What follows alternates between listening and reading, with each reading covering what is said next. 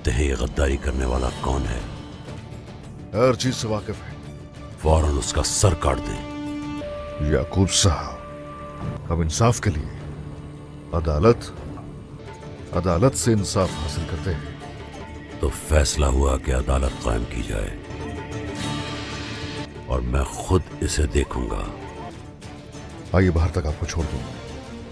उस्मान साहब, जब अदालत लगेगी तो मैं बतौर सुल्तान शिरकत करना चाहूंगा।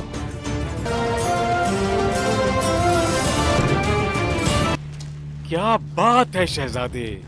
उस्मान सरदार ये खबर सुनकर कितना खुश हुए होंगे शहजादे।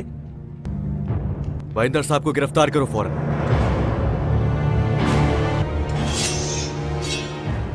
बुरहान साहब को जख्मी किया और आपने खजाना चुराया।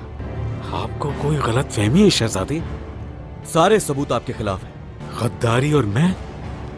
और सोना भी हमें आपकी रिहाइशगाह से मिला है। कुछ सोना यही था। ये बौतान है जो आपके कमरे से बरामद हुआ है बाइंदर साहब। खुदा ना खास्ता, क्या आप मुझे नहीं जानते? मुझे बताएं। जौंदर कबीले का सरदार हूं मैं, बाइंदर। इन्हें जिंदान ले जाओ। सरदार, मेरे खिलाफ कोई चाल है ये? वो सारा सोना वहां रखा हुआ था। मेरे सरदार, आपने मुझ पर उस वक्त भरोसा किया जब मेरे हालात बुरे थे। मैंने आपके मकसद को अपना मकसद समझा। मेरे ख्वाब चूर चूर हो चुके थे सरदार, मगर आपने उसे पूरा किया। अदालत सबके सामने लगाई जाएगी। शहजादे, इस सब के पीछे याकूब साहब भी हो सकते हैं। याकूब साहब अदालत में मौजूद होंगे और वो अगर वाकई इसके पीछे हैं तो उसी वक्त उन्हें उनके किए की सजा मिल जाएगी। क्या सोना मिल गया तुम्हें ओरहान? सोना ढूंढ लिया है हमने।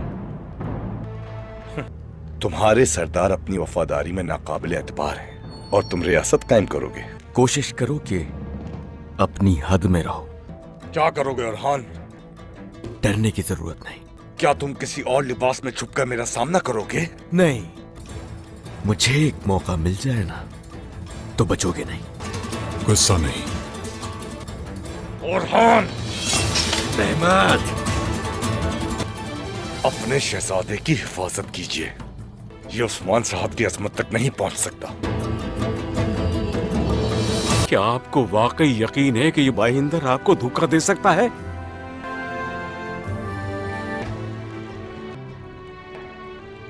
बहुत से साल गुजर गए,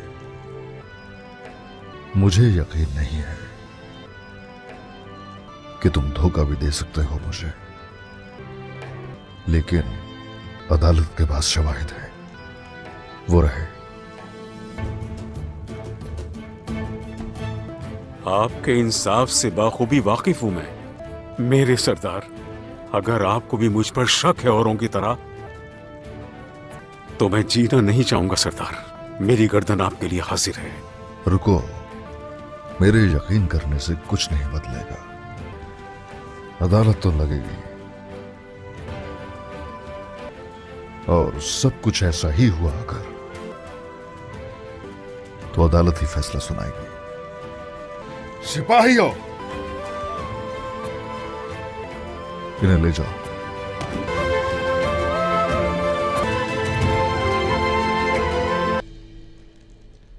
बाला बीमार हो गई है और मलहून ने अभी तक ये बात उस्मान को नहीं बताई। तो क्या करेंगी वालिदा? हम सबसे पहले ओरहान के खिलाफ खेलेंगे। अपने खून का बदला लेना चाहते हो ना मेहमत? ओरहान के साथ हम कुछ और करेंगे। मैंने होलोफेरा को पैगाम भिजवाकर उसे बाजार में मदऊ किया है।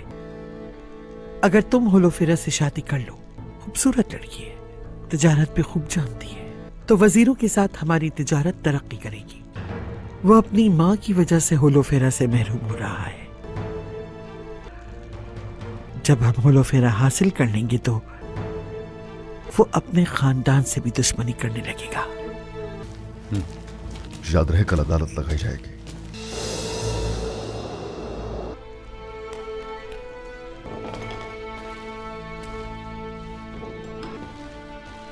माशाल्लाह, माशाल्लाह। आप ठीक हो जाएंगे इंशाल्लाह। इंशाल्लाह। हमें कोई निशान नहीं मिला वहां से, मगर उन्होंने ये छोड़ दिया है, ये तबीब के हाथ में था जो जख्मी सिपाहियों को लगा था। ये तीर तो कुफ्फार का है। फिर मैं फौरन बोरान के पास गया और उनके जख्मों को देखा। वो जख्म हमारी तलवारों से नहीं लगे थे, ये काफिरों का तीर है बाबा। ये सबूत काफी नहीं है, पता लगवाओ हर चीज का। ये काम मुझ पर छोड़ दें।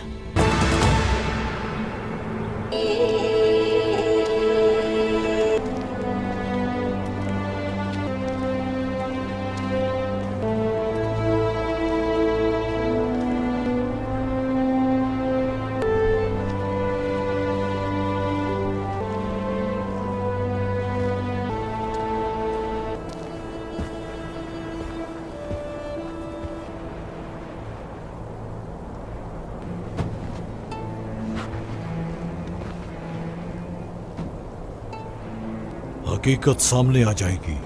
मैंने कभी भी खयानत नहीं की है। आप खामोश रहें मयंदर साहब। पहले गवाहों को सुना जाएगा और शवाहिद की जांच की जाएगी। और खान साहब, बहुत शुक्रिया काजी अफंदी। जैसा कि फैसल ने हमें कहा था, तो हम निशानात के पीछे गए, तो वो जो निशानात मिले बाइंदर साहब की रिहाइशगाह तक पहुंचाया उन्होंने। मैंने खुद से किसी को शक में नहीं डाला, वही कहा जो सुना था। जी काजी साहब, सोना हमें बाइंदर साहब के कमरे से ही मिला। मयंदर साहब, ये जिस घर की बात कर रहे हैं, क्या वो घर आपका है? जी वो घर मेरा ही है। ये काम आपने अकेले किया या आपके साथ दूसरे लोग भी थे? मैं बेगुनाह हूं, मेरा कोई कसूर नहीं। बाइंदर साहब, ये जुर्म छुपाकर कहां जाना चाहते हैं बाइंदर साहब? हाँ, और खान, अदालत के सामने आवाज नीचे। खामोश और हाँ। मेरी पैसे के लिए जो मोहब्बत थी, तवील अरसे पहले मैं उस मोहब्बत को छोड़ चुका हूं। शायद मेरी किस्मत में मौत यूं ही लिखी गई हो। आपको कोई फायदा नहीं होने वाला इस तरह की बातें करने से। मयंदर साहब की तरफ से क्या कोई गवाह मौजूद है? उस्मान साहब, क्या आपके पास इस बारे में कोई गवाह है? नहीं। हुक्म सदर किया जाता है। जल्दी करो अलाउद्दीन। मैं इस फैसले को कबूल करूंगा। अगर मेरा किसी पर कोई हक है तो वो मैं माफ करता हूं। कातिब साहब, तारीख लिखिए। मैं अपनी गर्दन इंसाफ के लिए कुर्बान करता हूं। शवाहिद की दोबारा तस्दीक हो चुकी है। इन पर इल्जाम सरदारान और सिपाहियों की गवाही से साबित हुआ है। इन तमाम चीजों को मद्देनजर रखते हुए हम ये फैसला करते हैं, इनका सर कलम कर दिया जाए।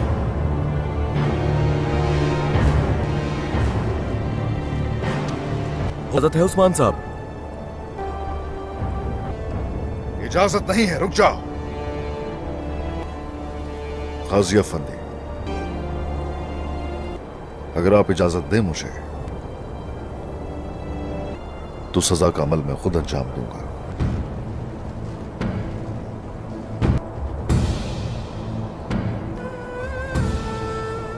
आ जाओ बेटा।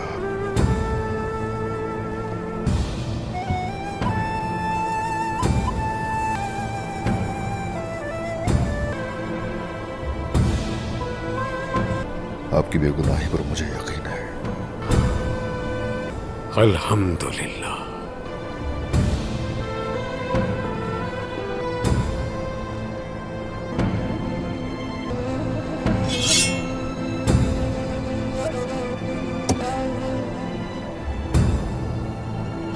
अस्सलामुअलैकुम नाजरीन, आगे आगाज में आप लोग देखेंगे उस्मान कर रहे थे और जल्द ही ये खबर मिली कि अर्गिन जतीन जुनूद की तरफ से सब्जवार की फौज में रखना डाल चुका है। अगले ही लम्हे ये इतला भी आ गई कि सब्जवार की फौजें गुलर बेग के सामने पसपाई इख्तियार कर रही हैं। ये दोनों खबरें अगरचे बेहद हौसला अफजा थी, मगर तैमूर तमाम तर कोशिशों के बावजूद सब्जवार की फौज के मरकजी हिस्से को पीछे धकेलने में कामयाब नहीं हो रहा था। यूँ लग रहा था जैसे दुश्मन ने अपना सारा जोर इसी मरकजी हिस्से पर लगा दिया है और अपने बेहतरीन जंगजू फौज के मरकजी हिस्से में जमा कर दिए हैं। तैमूर तमाम तरकुवत से दुश्मन पर हमला कर रहा था कि अचानक एक बारी पत्थर बरसने की आवाज़ आई। ये पत्थर इस जोर से आकर लगा कि चंद लम्हे के लिए तैमूर का सर चकरा गया। ताहम वो चूँकि आहनी खुद लिबास पहने हुए था, इसलिए सर फटने या बेहोश होने से महफूज रहा। अगरचे इसके दोनों अफसर दुश्मन की फ़ौज को दोनों जानब से पीछे धकेल रहे थे, मगर तैमूर खुद भारी जानी नुकसान उठा रहा था। इसी दौरान तैमूर के सिपाही सब्जवार के कुछ सिपाहियों को गिरफ्तार करने में कामयाब हो गए। मालूम हुआ कि इनमें अली सैफुद्दीन का छोटा भाई मोहम्मद सैफुद्दीन भी शामिल है। बहरहाल शमाल और जुनूब की तरफ से तैमूर के दोनों सरदारों ने सेहपहर तक इस जोर का दबाव डाला कि अली सैफुद्दीन को घेरे में आने का खतरा लायक हो गया और इसने ऐन इस वक्त जब कुमसान की लड़ाई जारी थी पीछे हटने का हुक्म दे दिया। अगरचे जंगी असूलों के मुताबिक तैमूर को पसपाई अख्तियार करती फ़ौज का पीछा करना और इसका ज़्यादा से ज़्यादा नुकसान करना चाहिए था, मगर इसने ऐसा न किया क्योंकि एक तो रात फैलने वाली थी और इसके बहुत से सिपाही जंग में काम आ चुके थे। रात की तारीकी फैल जाने पर ज़ख्म और मुर्दा सिपाहियों में तमीज़ करना मुश्किल था। मज़ीद ये कि तैमूर को मरकज़ी हिस्से से बेहद नुकसान उठाना पड़ा था।